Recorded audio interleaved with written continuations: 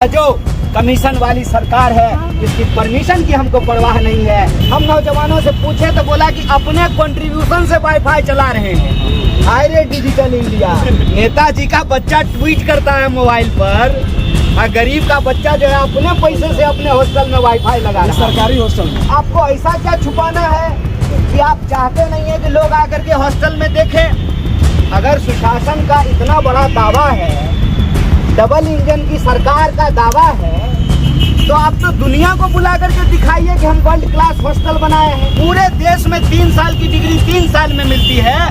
बिहार में आज भी 3 साल की डिग्री 5 साल में मिलती है, 6 साल में मिलती है। बिहार का भविष्य कौन तय करेगा?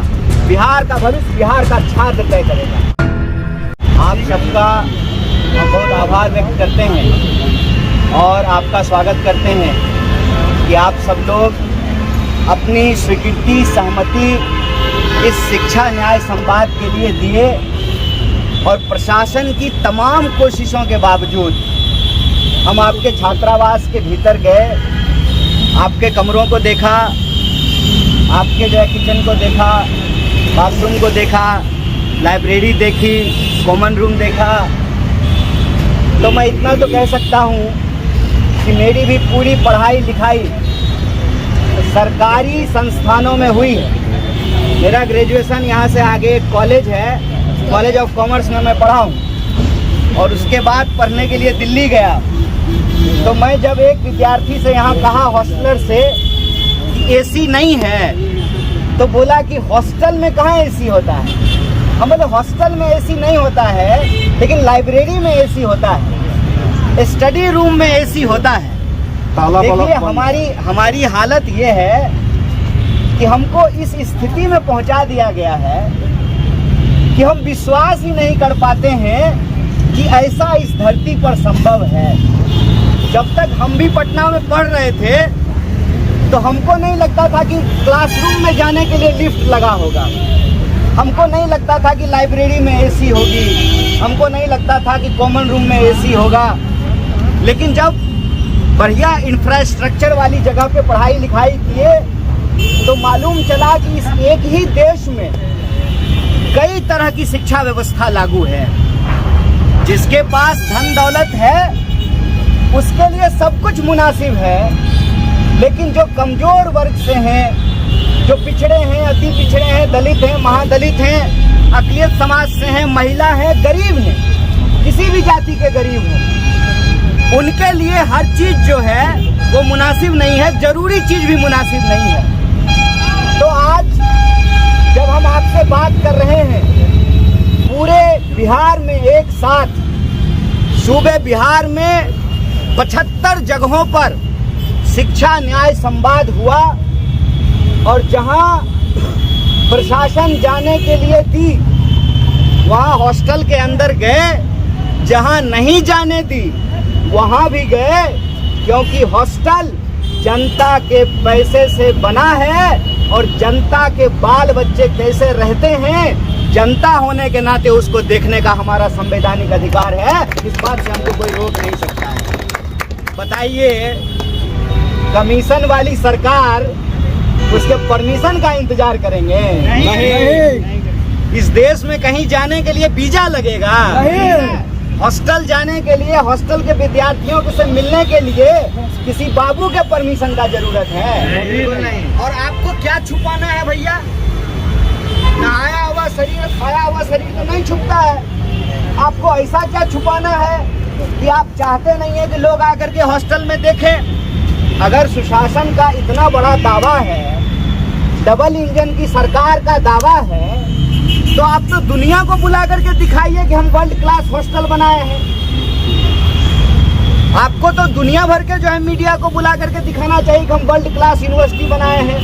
आइए हमारा हॉस्टल देखिए, देखिए कि हमारे बच्चे कैसे स्विमिंग पूल में नहाते हैं, देखिए कि हम कितना शानदार लाइब्रेरी बनाए हैं, कितना बढ़िया जो है उनके लिए रहने के लिए बेड लगाए हैं, गद्दा लगाए हैं, बढ़िया जो है एप्पल का कंप्यूटर लगाए हैं, बढ़िया वाईफाई वाला जो है बढ़िया स्पीड वाला वाईफाई लगाए हैं। हम नौजवानों से पूछे तो बोला कि अपने कंट्रीब्यूशन से वाईफाई चला रहे हैं। हाय रे डिजिटल इंडिया। नेताजी का बच्चा ट्वीट करता है मोबाइल पर और गरीब का बच्चा जो है अपने पैसे से अपने हॉस्टल में वाईफाई लगा रहा है, सरकारी हॉस्टल में। देखिए, हमारा एक सीधा प्रश्न है कि इस देश में जो 140 करोड़ लोग रहते हैं, चाहे उनकी कोई भी जाति हो, इस देश का संविधान उनको बराबरी का अधिकार देता है। ये राजतंत्र नहीं है, लोकतंत्र है, और लोकतंत्र में सबका अधिकार बराबर किया है इस देश के संविधान ने।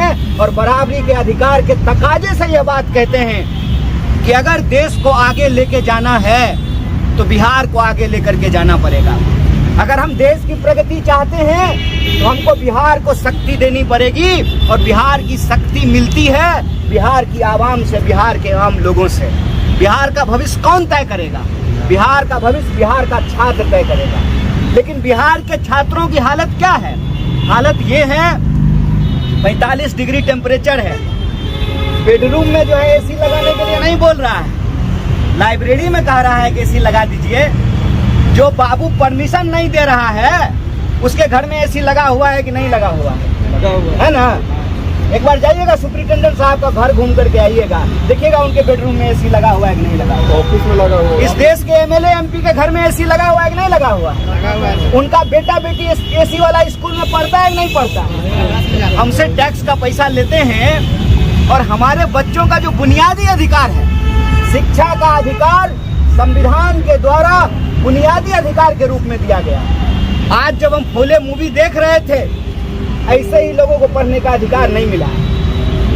आप जानते हैं महाभारत की कथा, द्रोणाचार्य ने एकलव्य को धनुष विद्या सिखाने से मना कर दिया था, कहा था कि तुम धनुष नहीं सीख सकते हो। द्रोणाचार्य की मूर्ति लगा करके एकलव्य ने धनुष विद्या सीखी, तो देखिए द्रोणाचार्य का करस्तानी। द्रोणाचार्य उसको शिक्षा नहीं दिया, उसको धनुष चलाने के लिए नहीं सिखाया, लेकिन वो अर्जुन से जीत ना जाए, उससे बड़ा धनुर्धर न बन जाए, तो दक्षिणा में उसका अंगूठा मांग लिया था। हम कहते हैं अगर इस देश का संविधान नहीं होता, इस देश को 47 में आज़ादी नहीं मिली होती, तो इस देश के गरीब गुरबे पढ़ाई नहीं कर पाते। जमींदारों के बच्चे जाते थे पढ़ने के लिए विलायत, इंग्लैंड पढ़ने के लिए जाते थे। आज गरीब का बच्चा भी पटना पढ़ने के लिए आता है। इसीलिए शिक्षा के इस सवाल को लेकर के कि बिहार में 3 साल की डिग्री 3 साल में क्यों नहीं मिलेगी, बताइए, कहीं ऐसा होता है? पूरे देश में 3 साल की डिग्री 3 साल में मिलती है, बिहार में आज भी 3 साल की डिग्री 5 साल में मिलती है, 6 साल में मिलती है। दूसरा सवाल है कि किसी भी तरह से इस 45 डिग्री टेम्परेचर में जब आप पढ़ाई करते हैं, किस उम्मीद से करते हैं? इस उम्मीद से करते हैं कि कल को बहाली निकलेगी, परीक्षा होगी, नौकरी होगा, बरतुहार आएगा, ब्याह होगा, हम भी घर बनाएंगे, गाड़ी खरीदेंगे, यही उम्मीद होता है ना। बताइए, समय पर कोई भी एग्जाम समय पे नहीं होता है, और जो एग्जाम होता है उस एग्जाम में प्रश्न पत्र लीक हो जाता है। हम कहते हैं जितना लव लेटर लीक नहीं होता, उससे ज्यादा प्रश्न पत्र जो है इस देश में लीक हो रहा है, क्वेश्चन पेपर लीक हो रहा है। एक भी बहाली ऐसा नहीं है जो पूरा हुआ हो, ठीक से पूरा हुआ हो। तो नौजवानों का भविष्य कहाँ पर है? और इंफ्रास्ट्रक्चर की हालत ये है कि जैसा कि हमारे एक साथी ने कहा कि 36% आबादी के लिए एक हॉस्टल है, और उस हॉस्टल की भी हालत ये है कि ये राजधानी है राज्य की। यहाँ की लाइब्रेरी में भी ठंडा में ठंडा नहीं लगे वैसी व्यवस्था, और गर्मी में गर्मी नहीं लगे ऐसी व्यवस्था में बच्चे अपनी पढ़ाई कर सके, ऐसी व्यवस्था नहीं की गई है। इसीलिए इस शिक्षा न्याय संवाद का एकमात्र उद्देश्य है कि भारतीय राष्ट्रीय कांग्रेस ने ये तय किया है कि हम सिर्फ आपको अपनी रैलियों में नहीं बुलाना चाहते, हमारे लिए सिर्फ आप वोट बैंक नहीं है, हमको नागरिकता के अधिकार को बचाना है। अगर हम अपने नागरिक होने के भाव को नहीं बचाएंगे तो इस देश में लोकतंत्र नहीं बचेगा, और लोकतंत्र यदि नहीं बचेगा तो फिर से राजा का बेटा ही राजा बनेगा। इसीलिए हमको लोकतंत्र को बचाना है, संविधान को बचाना है। और लोकतंत्र संविधान को कौन बचा सकता है? वही बचा सकता है जिस नौजवान की रीढ़ की हड्डी सीधी हो। मैं छात्र नायक से कहता हूँ, भाई बाथरूम में पानी नहीं आए, फिल्टर पानी साफ नहीं करे, वातानुकूलित व्यवस्था नहीं हो, इंटरनेट नहीं हो, किताबें नहीं हो, टेबल नहीं हो, तो तुम्हारा हक है सवाल पूछने का। सवाल पूछो, डरो मत। ये याद रखो ये तुम्हारा संवैधानिक अधिकार है। तुम्हारे माँ बाप टैक्स का पैसा देते हैं, उसी टैक्स के पैसे से 8,000 करोड़ का हवाई जहाज खरीदा जाता है इस देश के नेता के लिए। उसी टैक्स के पैसे से उनके लिए एसी का मकान बनाया जाता है। इसीलिए उस टैक्स के पैसे पे हमारा भी अधिकार है, हमारे घर के बच्चे भी पढ़ाई कर सकें, नौकरियां ले सकें। इसीलिए इस शिक्षा न्याय संवाद के तहत जब हम आपसे बात कर रहे हैं, बिहार के 75 जगहों पर यह कार्यक्रम आयोजित किए कि सिर्फ छात्र हमारी रैलियों में नहीं आएगा, हम उनके दरवाजे तक जाएंगे। यह जो हॉस्टल है, यहाँ रहने वाले विद्यार्थियों का घर है। अगर आप यहाँ 3 साल रहिएगा तो यही आपका घर है, इसी में आपका जीवन यापन है, इसी में आपकी यादें बनती है, इसी में आपको दोस्ती होती है, इसी में आपका जीवन भर का रिश्ता कायम होता है। तो हम सिर्फ आपको अपनी रैलियों में नहीं बुलाना चाहते हैं, हम आपके हॉस्टल में आ करके आपके जीवन का स्तर देखना चाहते हैं कि आप किन परिस्थितियों में रह रहे हैं। और आपके जो सवाल हैं, जो मुद्दे साथियों ने यहाँ उठाया है, उन मुद्दों को हम अनवरत उठाएंगे, बिहार के ब्लॉक में जाएंगे और बिहार की जो आवाम है उनके सवालों और समस्याओं को सुन करके न्याय पत्र तैयार करेंगे। और जब तक न्याय मिलेगी नहीं, यह संघर्ष जारी रहेगा, यह लड़ाई जारी रहेगी। इन्हीं शब्दों के साथ आप तमाम साथियों का बहुत बहुत शुक्रिया और बहुत बहुत धन्यवाद। नमस्कार, मैं हूं अहमद। अगर आपको ये वीडियो पसंद आया तो लाइक करें, शेयर करें और हाँ, सब्सक्राइब करना ना भूलें। धन्यवाद।